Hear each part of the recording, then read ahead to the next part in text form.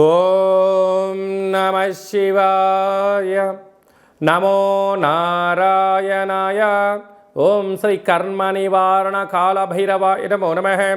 ఓం వజ్రణకాయ విద్మహే తీక్ష్ణ దగ్గుస్థాయ ధీమహి తన్నో నవనారసింహస్వామి ప్రచోదయాతు. హరి ఓం. మా ఛానల్కి స్వాగతం. చూస్తున్న వీక్షకులకు ప్రేక్షకులకు ప్రియ కాళభైరవ భగవంతులకి స్వాగతం పలుకుతూ మమ్మల్ని ఎంతగానో ఆదరిస్తూ ఉండబడినటువంటి ప్రియ సోదరీమణులకు స్వాగతం పలుకుతూ సనాతన ధర్మ సంరక్షకులకు అలాగనే జ్యోతిష్య అభిమానులకు స్వాగతం పలుకుతూ 16/5/2024 నుండి 31/5/2024 వరకు పుట్టినటువంటి వారందరికీ కూడా ముందస్తుగా జన్మదిన శుభాకాంక్షలు. గతంలో వివాహం చేసుకున్న వారికి వివాహ వార్షికోత్సవ శుభాకాంక్షలు. మనకు వైశాఖ మాసం అనగానే పండగలకు కొదవలేనటువంటి మాసము కనుక అన్నవరంలో సత్యనారాయణ స్వామి యొక్క కళ్యాణము, స్వామివారిని స్మరించడం, ధ్యానించడం, వీలైతే ఇంట్లో మనము సంవత్సరానికి ఒక్కసారైనా శ్రీ రమా సహిత సత్యనారాయణ స్వామి వ్రతాన్ని ఆచరించుకోవడం వలన స్వామి యొక్క ఆశీస్సులు ఉంటాయి. అలాగనే మనకు వాసవి మాత అమ్మవారి యొక్క జయంతి, అమ్మను స్మరిస్తే అన్నీ మనకు ఉన్నట్లే అని చెప్పి గమనించాలి. అలాగనే మాసానాం వైశాఖ మాసం అంటారు. వైశాఖ మాస పూర్ణిమ తిథి యందున అరుణాచల స్వామివారి యొక్క గిరి పర్వత ప్రదక్షిణ చేసినట్లయితే సర్వము శుభప్రదమే అని చెప్పి గమనించాలి. ద్వాదశ రాశుల్లో గ్రహ గమనాలు ఒకసారి వీక్షింపచేద్దాం.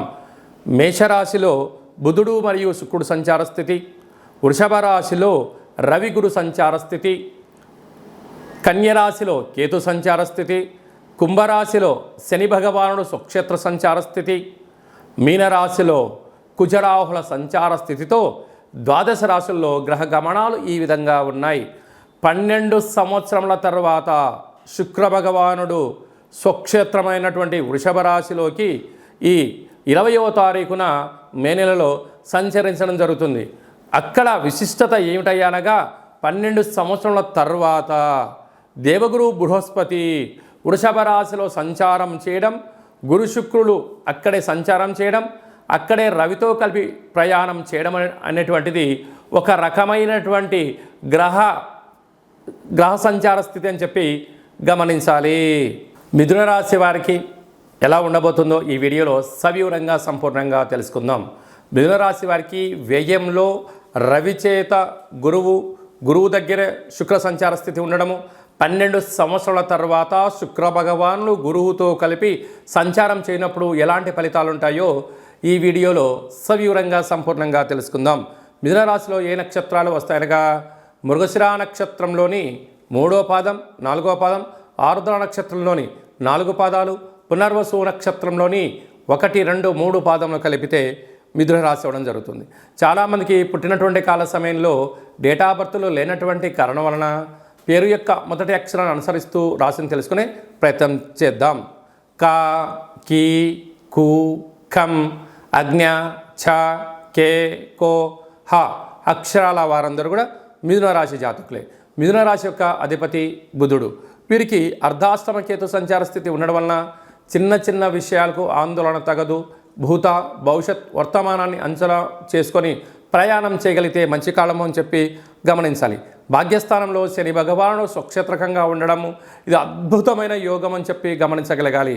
పట్టిందల్లా బంగారం అవడం, వృత్తులలో, ఉద్యోగాల్లో, వ్యాపారాల్లో విపరీతమైన ధనాకర్షణ కలిగి మీరు అనుకుంటున్న అన్ని పనులలో విజయం మీ సొంతం అవుతుందని చెప్పి గమనించాలి.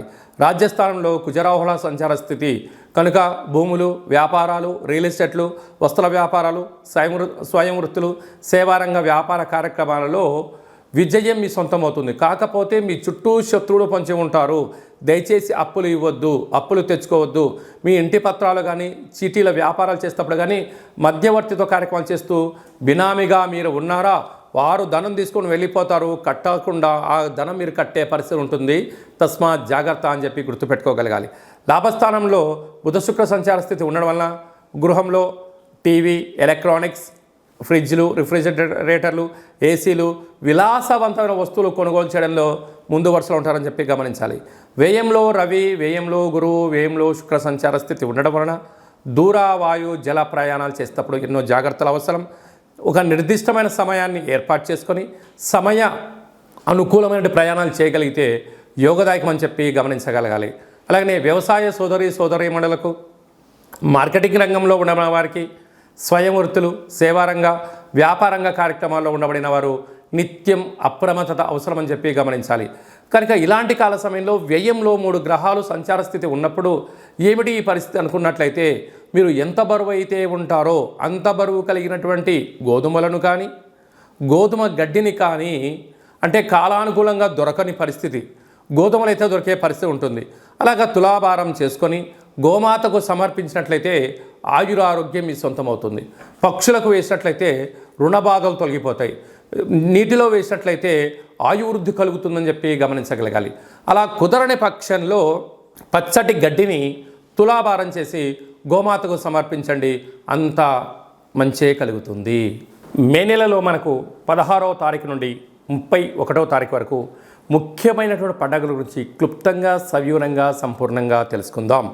మనకు 16వ తారీఖున వైశాఖ మాస శుక్లపక్ష అష్టమి, గురువారము మఖా నక్షత్ర సందర్భంగా, అలాగనే 23వ తారీఖున వైశాఖ మాస పూర్ణిమ సందర్భంగా, 31/5/2024 వైశాఖ మాస బహుళపక్ష అనగా కృష్ణపక్ష అష్టమి శుక్రవారం శతభిష నక్షత్ర సందర్భంగా మనము కాళభైరవ స్వామిని స్మరించడం, ధ్యానించడం, కాళభైరవ స్వామికి ఒక ముడుపు కట్టడం, అలాగనే కూష్మాండ దీపాన్ని పెట్టుకోవడం, కాళభైరవ స్వామివారిని స్మరించడం మనకు యోగం అని చెప్పి గమనించాలి.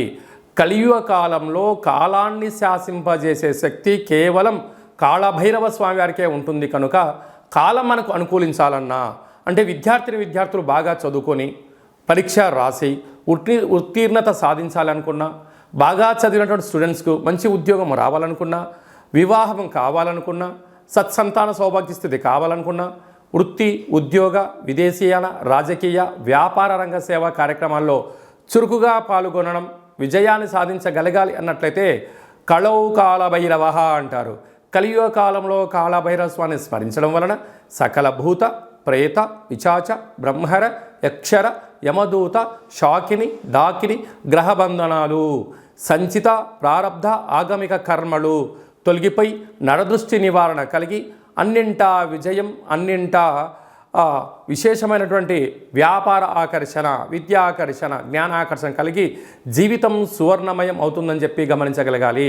వీలైతే మీరు ఇంట్లో కాళభైరవ స్వామికి పూజా కార్యక్రమం ఆచరించుకోండి.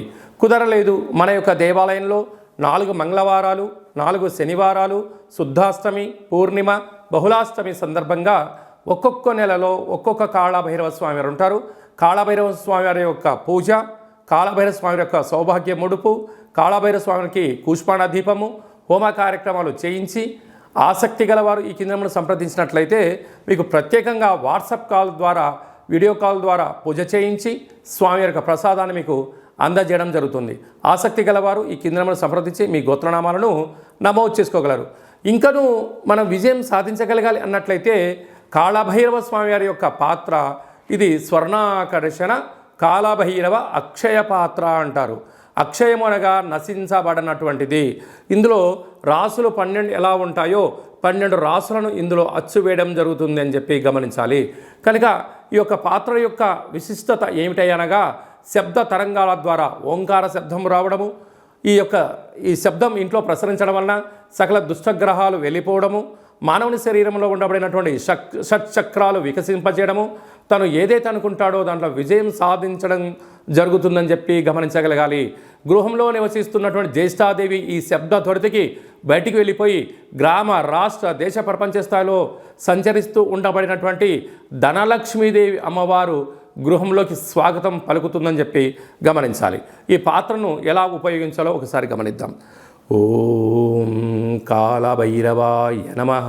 హరి ఓం.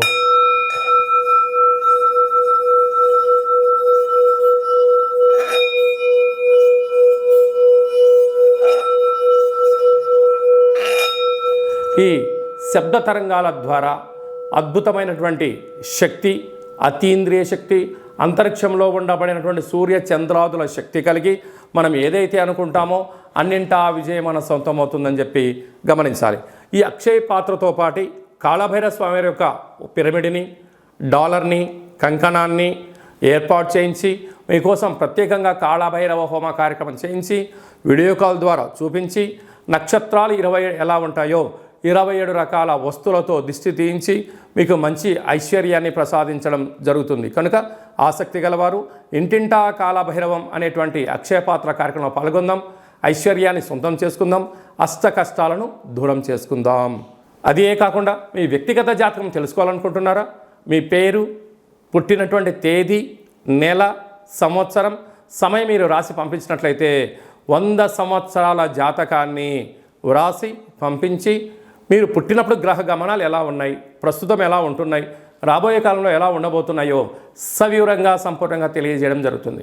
చాలామందికి పుట్టినటువంటి కాల సమయంలో డేటా ఆఫ్ బర్త్లు లేనటువంటి కారణం చేత పేరు యొక్క మొదటి అక్షరాన్ని అనుసరిస్తూ రమణ శాస్త్రం ద్వారా మీకు రాశిని తెలియచేస్తూ కాళభైరవ ఉపాసన చేత భూత, భవిష్యత్, వర్తమానాన్ని తెలియజేయడం జరుగుతుందని చెప్పి గమనించాలి.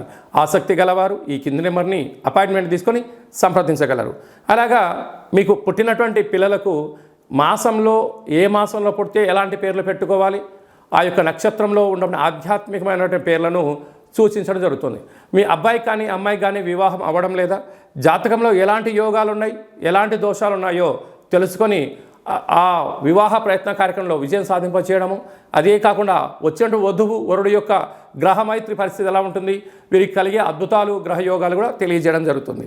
గతంలో వివాహమైన దంపతులు తరచుగా గొడవపడడం కానీ ఇబ్బందులు పడుతున్నట్లయితే ఆ స్వల్పమైనటువంటి కాళభైరవ ఉపాసన చేత పేరులో స్వల్పమైనటువంటి మార్పు చేయడం వల్ల శ్రీ పార్వతీ పరమేశ్వరులు ఎలా కలిసి ఉంటారో అలా విధంగా మీకు ఆధ్యాత్మిక సలహాలు, సూచనలు కూడా ఇవ్వడం జరుగుతుంటుంది. అలాగే చాలామందికి కాళభైరవ స్వామి వారి యొక్క పూజ ఎలా చేసుకోవాలి, కాళభైరవ మంత్ర ఉపాసన ఎలా చేయాలో అనుకుంటున్న వారందరికీ కూడా మన యొక్క దేవాలయంలో కాళభైరవ ఉపాసన మీకు ఇస్తూ, సాధన చేయిస్తూ, కష్టాలను దూరం చేయిస్తూ, ఐశ్వర్యం దగ్గర చేసే ప్రయత్నం జరుగుతుంది. కనుక మనమందరం కూడా కాళభైరవ స్వామిని స్మరిద్దాం, కష్టాన్ని దూరంగా చేసుకుందాం, ఐశ్వర్యానికి స్వాగతం పలుకుదాం. అందరిపైనను వైశాఖ మాసంలో శ్రీ రమా సహిత సత్యనారాయణ స్వామి యొక్క ఆశీస్సులు, వాసవీమాత అమ్మవారి యొక్క జయంతి ఆశీస్సులు, వైశాఖ మాస పూర్ణిమ ఆశీస్సులు, లక్ష్మీ నరసింహస్వామి యొక్క జయంతి ఆశీస్సులు ఉండాలని కోరుకుంటూ ఆశీర్వచనం.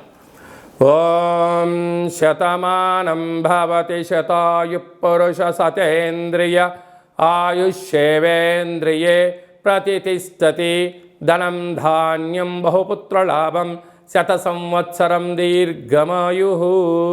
సర్వే జనా సుఖినో భవంతు, లోకా సమస్తా సుఖినో భవంతు. సర్వం శివార్పణమస్తు. ఈ వీడియో మీకు నచ్చినట్టయితే లైక్ చేయండి, షేర్ చేయండి, మా ఛానల్ని సబ్స్క్రైబ్ చేసుకోండి.